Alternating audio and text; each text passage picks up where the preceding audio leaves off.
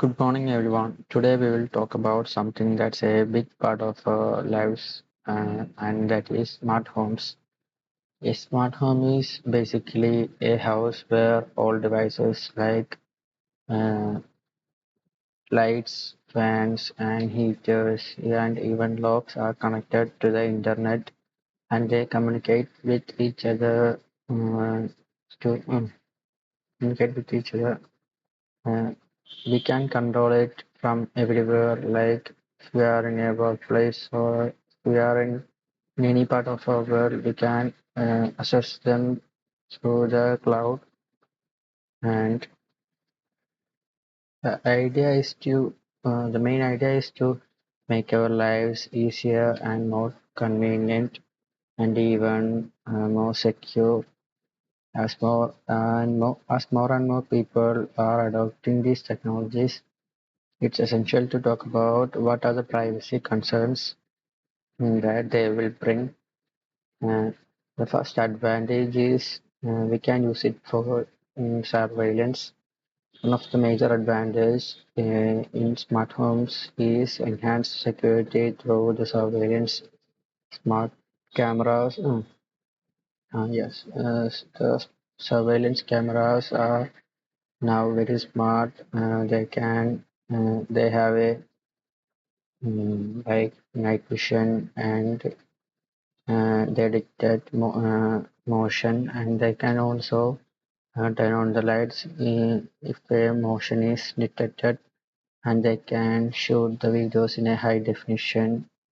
And this means you can keep an eye on your surroundings, and even if you have a maid or something, and you can watch what they are doing in our home, and you can keep track all of it uh,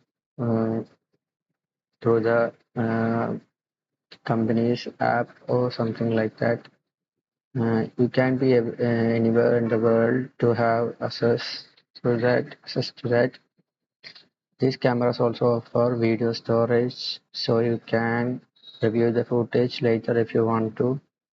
Mm, so these cameras are like linked with other devices. For example, as I said before, they can turn on the lights if a motion is detected, or set an alert, or set an if a motion is detected, it can send a message to our smartphones like a motion is detected or something like that. This will keep the intruders away. The next one we have to keep in mind is how much access and how much control uh, how much like how much access they can get. Uh, I mean, talking about smart locks, which are becoming very popular nowadays, we can see most of the homes with smart locks. Like they allow keyless entry, meaning you don't have to carry a physical key with you, and we can also use fingerprint and face unlock with them. Also, you can use your smartphone as a key and even grant temporary access if someone wants to get to our home for any urgent purpose, we can allow him.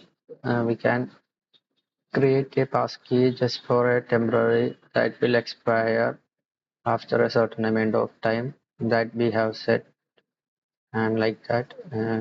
It is a very useful feature, I think. Uh, and these locks also are very expensive also. Uh, they also can be synced with your home's alarm system, and if someone tries to break our lock, and the alarm would be triggered, and they would be notified of that. And hmm, the main thing about these all is uh, data privacy. We don't know how much private we are with these things around our home, and like mm, we are buying these products from So many companies. We can't. Uh, we may not think how our data is processed by each company. Like sometimes they use it for advertising purpose. Sometimes they use it for another. We don't know. Uh, the first thing we have to keep in mind that always uh, buy these IoT devices from a very reputed company that gives importance to our user privacy and and that's the main thing. Even if some cameras come with privacy shutter, they say that uh, we in privacy shutter mode the camera is not active. But if even if the camera is not active as they say, but they can also record the video without knowing us. So we have to check that also. And for all that, um, and the other thing is it is all connected to a Wi-Fi network. So if someone have access to a Wi-Fi network, then he can also know the traffic between these all devices and he can manipulate them if he know how to do it. And that's another issue. So while setting up these devices, you have to create a strong password and two-factor authentication for all of this whenever possible, and try to keep your Wi-Fi in a Wi-Fi as not visible to other devices.